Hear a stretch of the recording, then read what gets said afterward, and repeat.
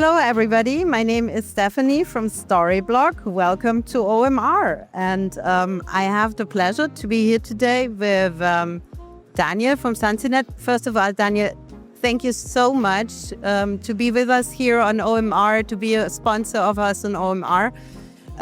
Please tell us more about you and tell us more about Sunzinet. Yeah, thank you, Stephanie. Hello, guys. I'm Daniel from Sunzinet. We're a full-service digital agency, partner of Storyblok. Storyblok is a partner in one of our main business fields, like website building, platform building, and so on. Yeah, so this is one of our business fields. The other areas that we serve in is digital marketing, internal communications, and CRM. Tell me a little bit more why use Storyblok, or what problem does it solve? Mm-hmm. Especially also, what has it changed for your team since you're working with it? Yeah, so Storyblok is part of a major change that we do since some years from a strategic perspective in the field of business platforms, so the business area of building websites, platforms, and so on. So there's a major change and a major strategy change, which is called MACH. Yeah, so MACH Architecture, which we follow as Sunzinet.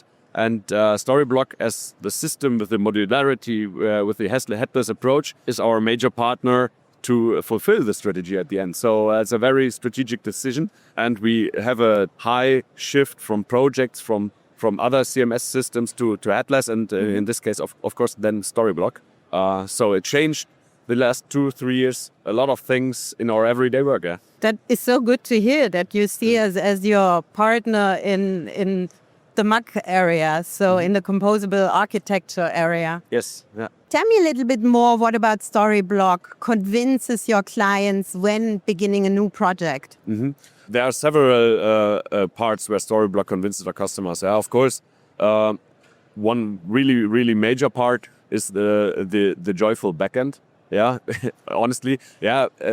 Following a headless approach and looking in other headless systems, and compared to it, the backend gives the most joy to the users. And at the end, we serve marketing teams, mostly B2B marketing teams, which are not big, which don't have so much experience in working with technology. So this is a really important part. But there are other parts. Yeah, so infrastructure up to the licensing. So there are several things that our customers love, but the backend stands out. Definitely. Okay. This is what we promise to our customers, yeah? That they get a system that they can use that then helps them with their everyday issues, yeah. And in times of AI and geo and so on, and multiple content usage, headless is really important. And if you don't have a joyful backend, then everything that we build for our customers does not bring us anywhere, right? Okay. You work with major brands on digital transformation. So in the AI era, how confident are clients really in their content, and what drives that confidence? Yeah, they are not confident, I would say, to be honest. Yeah. First of all, I have to clarify, we mostly work in B2B segments. Yeah. Yeah, not so much in B2C segments, so it might be a little bit different.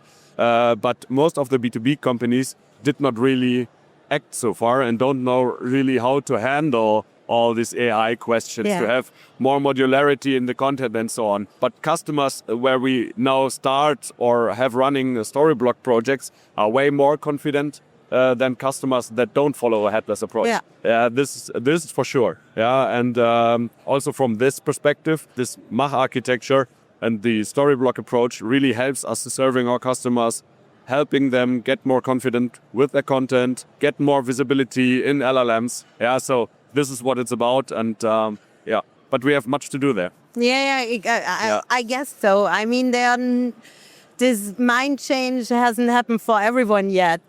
So you clearly have a lot of work to do to help them there to understand better that this is really needed. Yeah, most of the customers, I would say, they know that they need it, but they don't really know how to handle it. Yeah, and this the architecture and the content depth they have does not really help them so far in getting action on it. They don't know how to start at the end. This is the issue, and then they don't even start working on this field. Right? I mean, I guess they feel it's an overwhelming topic for them, because it brings so many changes with it. And I guess it is difficult to just start when you at the moment do not know where to start. Yeah. But again, what I learned, when you jump into a system change, into a headless system, the project will guide you through, get more confident with the content, because you are at the end, you're forced to build your content modular, to rebuild it and so on. So it sounds a little bit funny because it's a technical project that helps you increase content quality, but at the end, that's the case. Yeah. We talk about content confidence. Yes.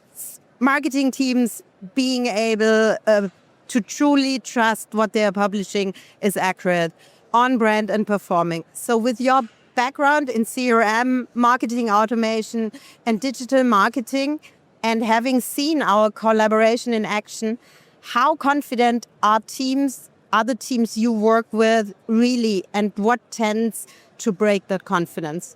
The triggers you have to get more confident with the content is definitely success cases. Of course, also maybe if you have lead generation running or something and you get success there. But what I mean more with getting more confident with content, when the marketing teams recognize that they get faster and easier to their goal at the end and solve their tasks. Yeah, this is the best way to break the confidence. So what we had, for example, with a customer who had another CMS system and wanted to go to a headless approach, is that we just built landing pages first on Storyblok, where they could get into a little bit into this modularity of content and so on. And after that, there was not even a question anymore. The project ran through, and at the end, the confidence was there. Yeah? Okay. So you just mentioned marketing automation.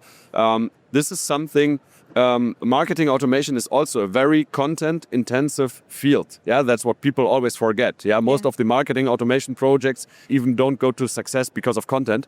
And also there, the modularity of a headless system allows me to use the content in the marketing automation system way better than they had before in another CMS system, because at the end, you can reuse it in other channels. And this is one of the strengths. So a headless approach on a CMS also empowers your marketing automation if you do it right.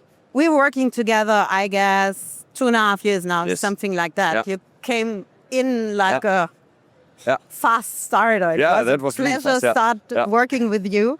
And our partnership has grown as AI has become central to content creation and automation workflows. As someone responsible for both Sunzinet's own marketing success and your clients, how do you see tools like ours evolving to help teams keep up with content quality and governance and the scale increases? Yeah, as I mentioned, it forces you to have modular and reusable content in your team. Yeah. So and this is something most of the B2B marketing teams that we work with lack. So, and at the end, that's what it's about. It helps you get confident and increase content quality by modularity. Okay. Do you use any AI features?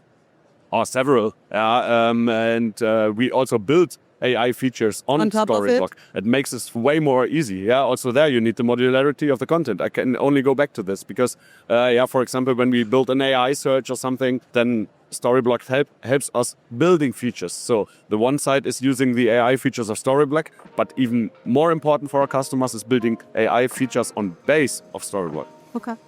Thanks for taking the time. Yeah. Thank you for the questions. It was amazing.